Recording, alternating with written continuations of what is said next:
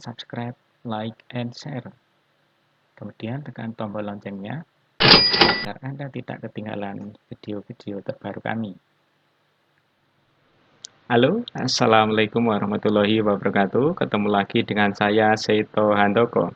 Kali ini saya akan menyampaikan video pembelajaran tentang prinsip-prinsip desain seni rupa.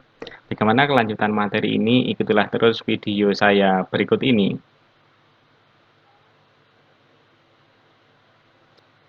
Desain berasal dari bahasa Inggris yaitu design, yang berarti reka rupa, rencana atau rancangan. Sehingga desain adalah perencanaan dan perancangan untuk membuat suatu benda.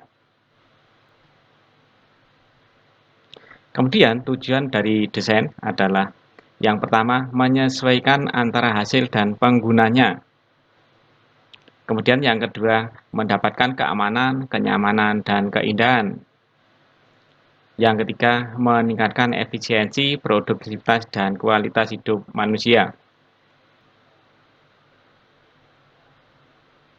Berikutnya adalah prinsip-prinsip dari desain. Yang pertama adalah kesatuan, yang kedua keseimbangan, yang ketiga irama, komposisi, proporsi, keselarasan, gradasi, dan pusat perhatian.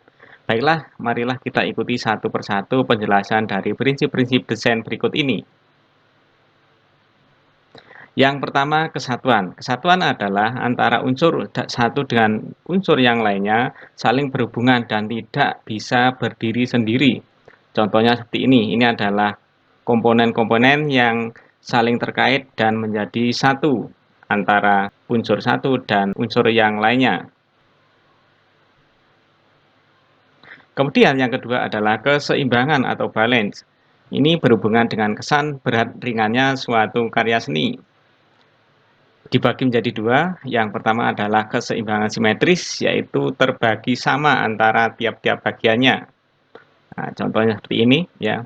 Berikutnya adalah keseimbangan asimetris, yaitu mempunyai keseimbangan yang tersembunyi atau kesan saja di dalam unsur-unsur seni tersebut.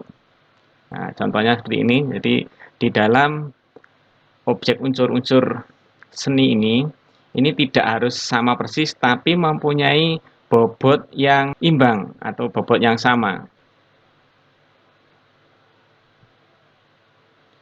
Kemudian yang berikutnya adalah irama atau ritme, yaitu pengulangan secara teratur dan terus-menerus sehingga mempunyai kesan yang bergerak. Nah, ini contohnya. Kemudian yang berikutnya adalah komposisi, yaitu penyusunan unsur-unsur desain sehingga menjadi susunan yang teratur dan serasi.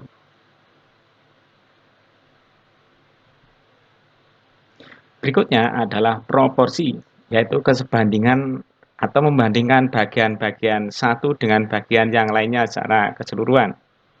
Nah, contohnya ini apabila dibandingkan antar ukuran, misalnya ini tangkai dengan objek induknya, itu mempunyai perbandingan yang seimbang. Ya, contoh yang lain misalnya antara tangan dengan badan kita, itu ukurannya proporsi atau ukurannya sebanding. Kemudian adalah prinsip yang berikutnya, keselarasan atau harmoni, yaitu keserasian pada tiap-tiap unsurnya. Nah, contohnya seperti ini ya, jadi warna atau objeknya itu senada.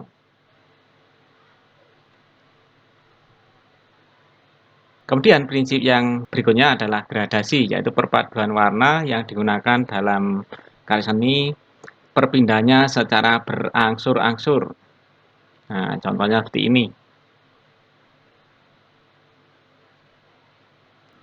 Berikutnya adalah pusat perhatian atau center of interest, yaitu menampilkan bagian tertentu yang terlihat menonjol dan berbeda dengan bagian yang lainnya.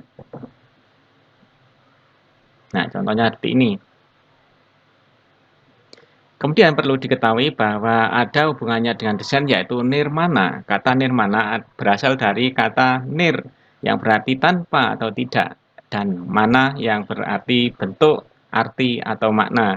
Sehingga nirmana adalah suatu yang awalnya tidak memiliki bentuk atau makna dan dapat diolah menjadi karya rupa melalui pengolahan unsur-unsur rupa yang berdasarkan prinsip-prinsipnya.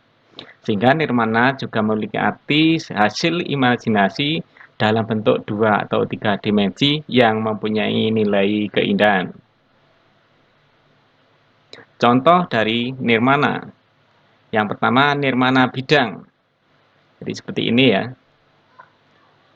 Ini adalah nirmana ruang. Ini nirmana ruang yang berwarna. Kemudian hubungan desain dan nirmana. Nirmana merupakan ilmu yang digunakan sebagai acuan dasar atau ilmu dasar yang diterapkan untuk perancangan desain atau karya yang indah. Berikut ini adalah latihan soal. Perhatikan gambar di bawah ini. Gambar A ini menunjukkan gambar nirmana atau karya nirmana yang mengesankan 3 dimensi atau mengesankan objek 3 dimensi. Kemudian yang gambar B ini menunjukkan nirmana 3 dimensi atau desain-desain 3 dimensi. Kedua gambar di atas merupakan karya nirmana. Nah, kemudian bedakan kedua karya di atas jika dilihat dari tampilan dan dimensi. Nah, seperti yang saya katakan tadi bahwa yang A ini adalah mengesankan 3 dimensi, kemudian yang B itu adalah 3 dimensi. Jawaban yang menyatakan itu adalah berarti jawabannya A.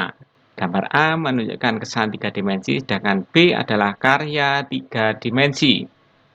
Demikianlah, mudah-mudahan menjadi mudah.